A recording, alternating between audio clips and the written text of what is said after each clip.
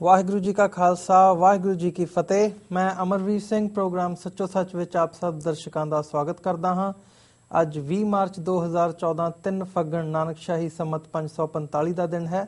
ਮੇਰੇ ਸਾਹਮਣੇ ਸਾਡੇ ਹਰਮਨ ਪਿਆਰੇ ਡਾਕਟਰ ਅਮਰਜੀਤ ਸਿੰਘ ਜੀ ਬੈਠੇ ਹੋਏ ਹਨ। ਆਓ ਅੱਜ ਉਹਨਾਂ ਨਾਲ ਮਿਲ ਕੇ ਪ੍ਰੋਗਰਾਮ ਅੱਜ ਦਾ ਸ਼ੁਰੂ ਕਰੀਏ।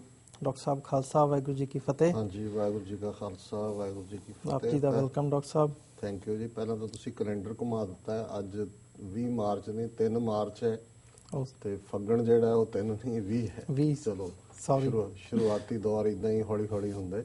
ਹਾਂਜੀ ਹਾਂਜੀ। ਤੇ ਡਾਕਟਰ ਸਾਹਿਬ ਅਸੀਂ ਵੀਕਐਂਡ ਤੋਂ ਬਾਅਦ ਅੱਜ ਮੰਡੇ ਨੂੰ ਮਿਲੇ ਹਾਂ ਤੇ ਆਪ ਜੀ ਦਾ ਵੀਕਐਂਡ ਕਿਵੇਂ ਦਾ ਰਿਹਾ? ਦੇਖੋ, ਇਸ ਵੀਕਐਂਡ ਸੰਡੇ ਗੁਰਦੁਆਰਾ ਸਾਹਿਬ ਗਲੈਨ ਰੌਕ ਨਿਊ ਜਰਸੀ ਵਿਖੇ ਇੱਕ ਸਪੈਸ਼ਲ ਪ੍ਰੋਗਰਾਮ ਰੱਖਿਆ ਸੀ।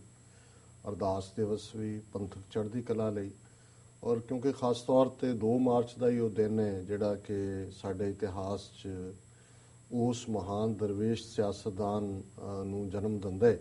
ਕਿਉਂਕਿ 2 ਮਾਰਚ 1909 ਨੂੰ ਸਰ ਕਪੂਰ ਸਿੰਘ ਹੋਰਾਂ ਦਾ 105ਵਾਂ ਜਨਮ ਦਿਹਾੜਾ ਸੀ ਤੇ ਉਹੀ ਦਿਨ ਹੋਣ ਕਰਕੇ ਸੋ ਦੀਵਾਨ ਜਿਹੜਾ ਸਮੁੱਚਾ ਉਹਨਾਂ ਦੀ ਯਾਦ ਨੂੰ ਸਮਰਪਿਤ ਸੀ। ਅਸੀਂ ਜਾਣ ਤੋਂ ਪਹਿਲਾਂ ਪਿਛਲੇ ਸ਼ੁੱਕਰਵਾਰ ਦੇ ਪ੍ਰੋਗਰਾਮ ਨੂੰ ਜਿਹੜਾ ਸਰਦਾਰ ਸਾਹਿਬ ਦੀ ਯਾਦ ਦੇ ਵਿੱਚ ਹੀ ਸਮਰਪਿਤ ਕੀਤਾ ਸੀ। ਹਾਂਜੀ। ਸੋ ਇਸ ਸੰਬੰਧੀ ਬੜੀਆਂ ਖੁੱਲ੍ਹ ਕੇ ਵਿਚਾਰਾਂ ਦੀਵਾਨ ਦੇ ਵਿੱਚ ਹੋਈਆਂ।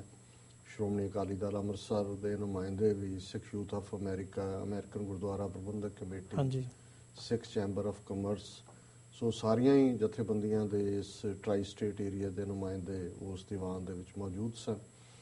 ਔਰ ਮੈਂ ਸਮਝਦਾ ਵੀ ਇਹ ਸਾਡੇ ਲਈ ਇੱਕ ਖੁਸ਼ਕਿਸਮਤੀ ਦੀ ਗੱਲ ਹੈ ਕੌਮੀ ਪੱਖ ਤੋਂ ਕਿ ਜਦੋਂ ਅਸੀਂ ਬੁੱਧੀਜੀਵੀਆਂ ਦੀ ਅੱਜ ਦੇ ਸਮੇਂ 'ਚ ਘਾਟ ਦੀ ਗੱਲ ਕਰਦੇ ਹਾਂ, ਸੁਣਦੇ ਹਾਂ, ਸੋਚਦੇ ਹਾਂ, ਤੇ ਸਰ ਕਪੂਰ ਸਿੰਘ ਐਸੀ ਸ਼ਖਸੀਅਤ ਦੇ ਤੌਰ 'ਤੇ ਉੱਭਰਦੇ ਨੇ ਜਿਨ੍ਹਾਂ ਦੀਆਂ ਲਿਖਤਾਂ ਜਾਂ ਜਿਨ੍ਹਾਂ ਦੀ ਡਾਇਰੈਕਸ਼ਨ ਨਾ ਸਿਰਫ ਉਹਨਾਂ ਦੇ ਜੀਵਨ ਕਾਲ ਦੇ ਵੇਲੇ ਹੀ ਜਿਹੜੀ ਹੈ ਉਹ ਲਾਹੇਵੰਦੀ ਸੀ, ਅੱਜ ਵੀ ਜਿਹੜੀ ਸਾਨੂੰ ਹੈ ਉਸ 'ਚੋਂ ਗਾਈਡਲਾਈਨ ਮਿਲਦੀ ਹੈ।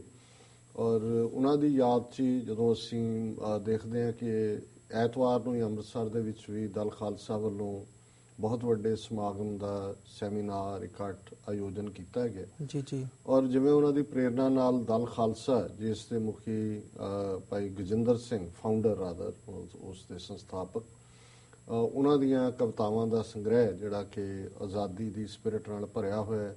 ਹਾਂਜੀ। ਦਲ ਖਾਲਸਾ ਨੇ ਲੰਬਾ ਵਕਤ, ਲਗਭਗ ਮੇਰਾ ਖਿਆਲ ਹੈ ਵੀ ਹੁਣ ਤਾਂ 40 ਸਾਲ ਹੀ ਮੈਂ ਕਹਿ ਸਕਦਾ ਇਸ ਸਮੇਂ ਦੇ ਵਿੱਚ ਉਹਨਾਂ ਨੇ ਬਹੁਤ ਵੱਡੀ ਕੰਟਰੀਬਿਊਸ਼ਨ ਦਿੱਤੀ ਹੈ। ਔਰ ਉਹ ਵੀ ਇਹ ਗੱਲ ਮੰਨਦੇ ਨੇ ਕਿ ਉਹਨਾਂ ਦਾ ਦਲ ਖਾਲਸਾ ਦਾ ਜਨਮ ਹੀ ਸਰ ਕਪੂਰ ਸਿੰਘ ਦੀ ਸੋਚ 'ਚੋਂ ਹੋਇਆ ਜਾਂ ਉਹਨਾਂ ਦੇ ਥਾਪੜੇ ਨਾਲ ਹੋਇਆ।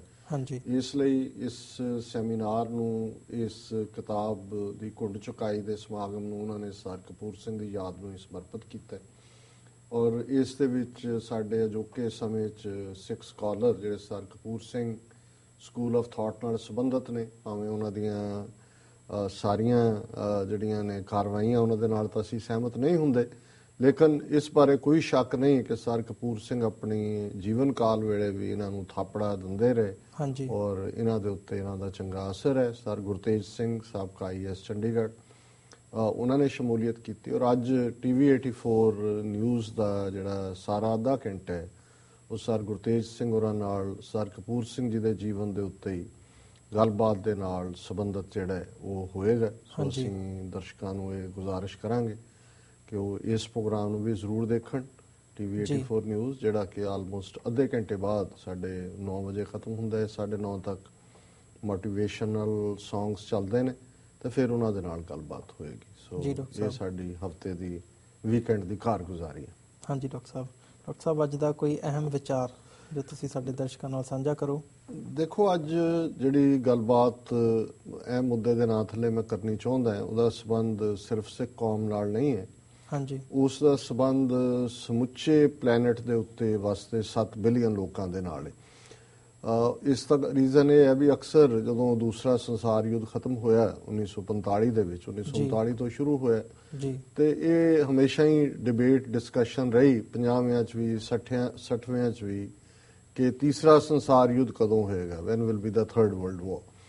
ਸੋ ਐਸੀਆਂ ਸਿਚੁਏਸ਼ਨਸ ਬਣਦੀਆਂ ਰਹੀਆਂ। ਬੇਸ਼ੱਕ ਇਹ ਖੁਸ਼ਕਿਸਮਤੀ ਹੈ ਕਿ ਕੋਈ ਉਸ ਤੋਂ ਬਾਅਦ 1945 ਤੋਂ ਬਾਅਦ ਪਿਛਲੇ ਜਿਹੜੇ ਨੇ 70 ਪਲੱਸ ਸਾਲਾਂ ਦੇ ਵਿੱਚ ਕੋਈ ਵਰਲਡ ਵਾਰ ਨਹੀਂ ਹੋਇਆ। ਨਾ ਇਹ ਵੱਖਰੀ ਗੱਲ ਹੈ ਕਿ ਪ੍ਰੌਕਸੀ ਵਾਰਸ ਹੋਈਆਂ। ਔਰ ਜੇ ਅਸੀਂ ਪ੍ਰੌਕਸੀ ਵਾਰਸ ਦਾ ਮਤਲਬ ਇਹ ਹੈ ਵੀ ਦੋਨੋਂ ਸੁਪਰ ਪਾਵਰਸ ਅਮਰੀਕਾ ਤੇ ਸੋਵੀਅਤ ਯੂਨੀਅਨ ਕੋਈ ਇੱਕ ਧਿਰ ਤੇ ਖੜਾ ਹੈ, ਕੋਈ ਦੂਜਾ ਖੜਾ ਹੈ। ਉਹ ਕਹਾਣੀ ਵੀਅਤਨਾਮ ਦੀ ਹੋਏ, ਉਹ ਕਹਾਣੀ ਕੋਰੀਆ ਦੀ ਹੋਏ, ਉਹ ਕਹਾਣੀ ਕੰਬੋਡੀਆ ਦੀ ਹੋਏ, ਸਾਊਥ ਅਮਰੀਕਾ ਦੇ ਸਾਰੇ ਮੁਲਕਾਂ ਦੀ ਹੋਏ, ਬੇਸ਼ੱਕ ਕਿਊਬਾ ਹੈ, ਉਹ ਇਕਵਾਡੋਰ ਤੱਕ ਅਸੀਂ ਦੇਖਦੇ ਹਾਂ ਕਿ ਵੀ ਕਿਤੇ ਨਾ ਕਿਤੇ ਉਹ ਸਾਰਾ ਨਿਕਾਰਾਗੂਆ, ਜਿੰਨੀਆਂ ਲੜਾਈਆਂ ਰਹੀਆਂ ਨੇ ਲਗਾਤਾਰ। ਔਰ ਇਹ ਵੀ ਇੱਕ ਜਿਹੜਾ ਹਕੀਕਤ ਹੈ ਕਿ ਇਹਨਾਂ ਇਨਰ ਸਟ੍ਰਾਈਫਸ ਦੇ ਵਿੱਚ ਜਿਹੜੀਆਂ ਕਿ ਪ੍ਰੌਕਸੀ ਵਾਰਸ ਸੀ, ਜ਼ਿਆਦਾ ਲੋਕ ਮਾਰੇ ਗਏ ਇਹਨਾਂ 70 ਸਾਲਾਂ 'ਚ ਦੈਨ ਜੇ ਤੁਸੀਂ ਪਹਿਲੀ ਸੰਸਾਰ ਜੰਗ 1914 ਤੋਂ 1919 ਤੱਕ ਤੇ ਦੂਸਰੀ 1939 ਤੋਂ 1945 ਤੱਕ ਇਹਨਾਂ ਦੀਆਂ ਕੈਜੂਅਲਟੀਜ਼ ਇਕੱਠੀਆਂ ਵੀ ਕਰ ਲਓ ਤੇ ਉਹਦੇ ਨਾਲੋਂ ਵੀ ਜ਼ਿਆਦਾ ਲੋਕ ਜਿਹੜੇ ਨੇ ਇਸ ਪੀਰੀਅਡ 'ਚ ਮਾਰੇ ਗਏ। ਕੁਝ ਐਸੀਆਂ ਸਿਚੁਏਸ਼ਨਸ ਵੀ ਬਣਦੀਆਂ ਰਹੀਆਂ ਜਿਨ੍ਹਾਂ ਦੇ ਵਿੱਚ ਲੱਗਦਾ ਸੀ ਕਿ ਵਰਲਡ ਵਾਰ ਦੀ ਪੋਸੀਬਿਲਿਟੀ ਹੈ, ਜਿਵੇਂ ਕਿਊਬਨ ਮਿਸਲ ਕ੍ਰਾਈਸਿਸ ਹੈ। ਜਦੋਂ 1960 ਦੇ ਸ਼ੁਰੂ 'ਚ ਹੀ ਸੋਵੀਅਤ ਯੂਨੀਅਨ ਨੇ ਕਿਊਬਾ ਦੇ ਵਿੱਚ ਮਿਸਾਈਲਸ ਜਿਹੜੀਆਂ ਨੇ ਉਹ ਤਾਇਨਾਤ ਕਰਨੀਆਂ ਚਾਹੀਆਂ ਤੇ ਕੈਨੇਡੀ ਨੇ ਸਟੈਂਡ ਲੈ ਲਿਆ।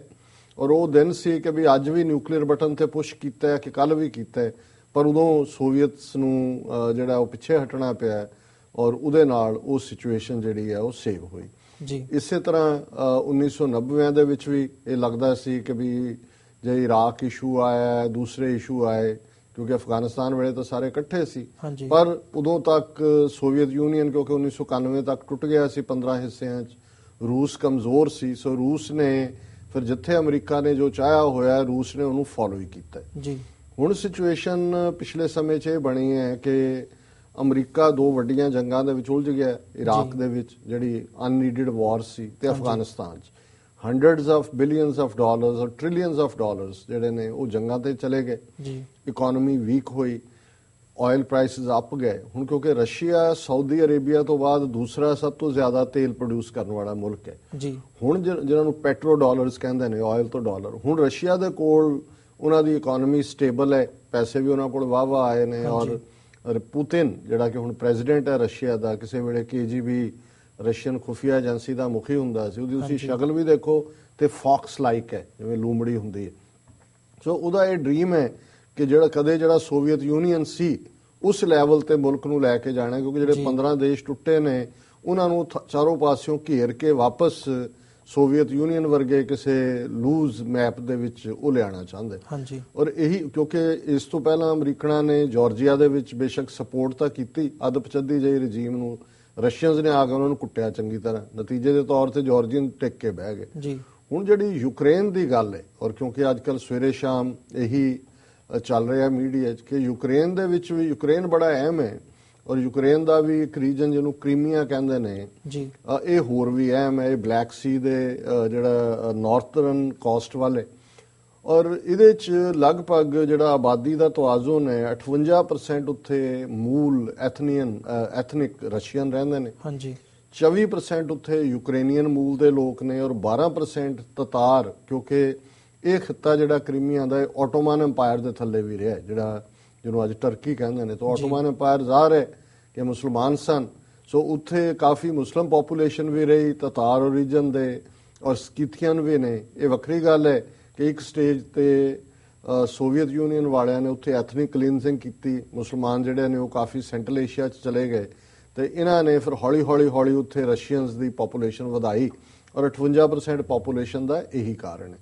ਹੁਣ ਇਹ ਜਿਹੜਾ ਕ੍ਰੀਮੀਆ ਦਾ ਰੀਜਨ ਹੈ ਲਗਭਗ 25,000 ਸਕੁਅਰ ਕਿਲੋਮੀਟਰ ਹੈ, ਪਰ ਇਹ ਹੈ ਯੂਕਰੇਨ ਦੇ ਕੰਟਰੀ ਦੇ ਵਿੱਚ, ਇਹਨਾਂ ਦੀ ਆਟੋਨੋਮਸ ਪਾਰਲੀਮੈਂਟ ਟਾਈਪ ਹੈ, ਪਰ ਸੰਵਿਧਾਨ ਯੂਕਰੇਨ ਦਾ ਫੋਲੋ ਹੁੰਦਾ ਤੇ ਯੂਕਰੇਨ ਦਾ ਪ੍ਰੈਜ਼ੀਡੈਂਟ ਵੀ ਹੁਣ ਤੋਂ ਕੁਝ ਹਫ਼ਤੇ ਪਹਿਲਾਂ ਤੱਕ, 2 ਹਫ਼ਤੇ ਪਹਿਲਾਂ ਤੱਕ ਰਸ਼ੀਆ ਪੱਖੀ ਬੰਦਾ ਸੀ, ਜਿਹੜਾ ਕਿ ਰਸ਼ੀਅਨ ਗਵਰਨਮੈਂਟ ਨਾਲ ਹੀ ਕੋਆਪਰੇਟ ਕਰਦਾ ਸੀ।